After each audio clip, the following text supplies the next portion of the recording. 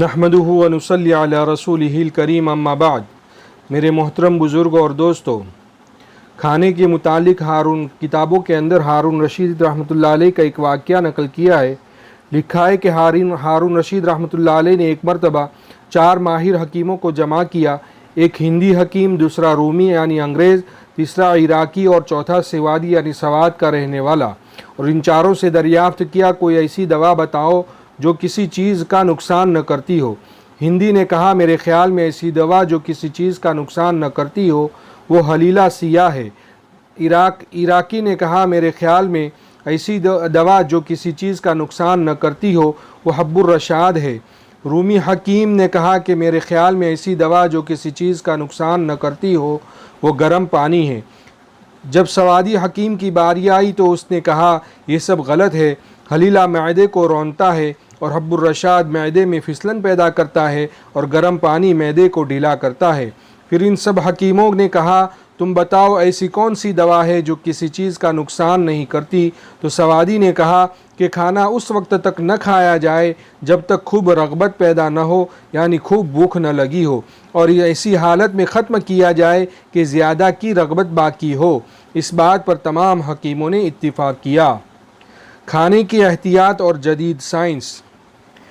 Modern science इस वक्त बार बार इस बात पर ज़ोर दे रही है कि कम खाएं, डाइटिंग करें, ज़्यादा देर ज़िंदा रहेंगे, और बार बार लोगों को इसके फ़वाइद बताए जाते हैं। ज़्यादा खाने से जो अमराज फैलते हैं, इन अमराज की list professor Richard Bard Dewsbury England ने तरतीब दी है। नंबर 1 दिमागी अमराज, नंबर 2 आँखों के अमराज, ज़्यादा खाने से ये सब बीमारियाँ होती है। नंबर 3 ज़बान और गले के अमराज, नंबर 4 सीने और फेफड़ों के अमराज, नंबर 5 दिल और वाल्व्स के अमराज, नंबर 6 जिगर और पित्ते के अमराज, number 7 sugar, number 8 high blood pressure, number 2 दिमागी शरियान का फटना, दिमागी distribution of brain veins, number 10 फालिज और लकवा, नंबर 11 नफ्सियाती अमराज, और नंबर 12 डिप्रेशन, और नंबर 13 निचला हिस्सा जिस्म का सुन होना।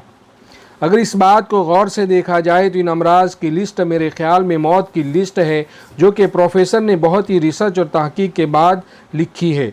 लेकिन दूसरी तरफ हुजूर अकरम सल्लल्लाहु अलैहि वसल्लम का बयान मुलाहिज़ा हो, यानी कि पेट के 3 हिस्से और जदीद साइंस। हुजूर अक़दस सल्लल्लाहु अलैहि वसल्लम का इरशाद है कि तिहाई पेट खाने के लिए, तिहाई पानी के लिए और तिहाई सांस के लिए, यानी पेट के 3 हिस्से किया जाए, एक हिस्से में पानी, एक हिस्से में खाना और एक हिस्सा सांस के लिए, हवा के लिए। एक फ़लसफ़ी के सामने जब ये फरमान सुनाया गया तो कहने लगा, मैंने इससे बेहतर और मज़बूत बात आज तक नहीं सुनी। यह है मेरे हुजूर सल्लल्लाहु अलैहि वसल्लम का फरमान शाही, और दूसरी तरफ जदीद साइंस की तमाम काविश और कोशिशें। और हुजूर अकरम सल्लल्लाहु अलैहि वसल्लम का फरमान सिर्फ़ पेट को 3 हिस्से करने के बाद ख़त्म और उसके मतलूबा फ़वाइद फ़ौरन हासिल, जबकि साइंस अब रिसर्च कर रही है। डॉक्टर बिलन क्योवर ऑफ इटली और खड़े होकर खाना, मशहूर ज़माना डॉक्टर माहिर अग़ज़िया है। उसकी तहरीक हर वक्त यही है कि कम से कम ग़िज़ा खाओ। उसका कहना है कि खड़े होकर ग़िज़ा न खाओ, ऐसा करने से तुम दिल और तिल्ली यानी स्प्लीन के मर्ज़ में बीमारी में फंसते जाओगे। उसका कहना है कि बैठकर खाओ और कम खाओ, क्योंकि खड़े होकर खाना नफ्सियाती अमराज पैदा करता है, और एक मर्ज़ ऐसी पैदा होती है जिसमें आदमी को अपनों की पहचान ख़त्म हो जाती है। इस्लाम ने पहले ही अपने पैरोकारों को यानी अपने मानने वालों को खड़ा होकर खाने से मना फरमाया है, और साइंस अब मना कर रही है। फ़र्क साफ ज़ाहिर है। इमाम ग़ज़ाली रहमतुल्लाह अलैह फरमाते हैं कि कम खाने की आदत आहिस्ता आहिस्ता पैदा करनी चाहिए। जो शख्स ज़्यादा खाने का आदी हो वो दफ़ातन यानी एकदम से कम करेगा तो उससे तहम्मुल बर्दाश्त न होगा, ज़ौफ़ भी होगा और मशक्क़त भी बढ़ जाएगी। आज से 10 साल कबल यूरोप में मोटापे का इलाज ख़ास केमिकल से शुरू हुआ। फिर ये बात सामने आई कि केमिकल से गुर्दे यानी किडनीज़ ख़राब और मुतासिर होते हैं।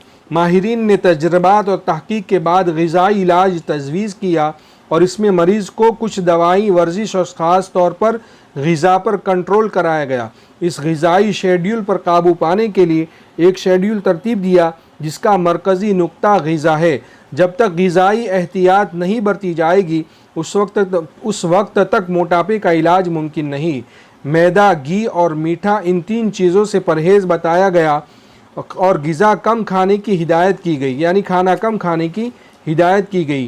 ग़िज़ाई शेड्यूल में अहम हिदायत ये की गई कि खाना आहिस्ता आहिस्ता कम करें। अगर फौरी खाना कम हुए तो जिस्म बेकाबू और कमज़ोर और अमराज यानी बीमारियों को कबूल करने के लिए तैयार हो जाएगा। इस शेड्यूल में हर ग़िज़ाई वज़न में हफ्ते के बाद कमी दिखाई गई। व आखिर दावाना अनिल हम्दुलिल्लाहि रब्बिल आलमीन।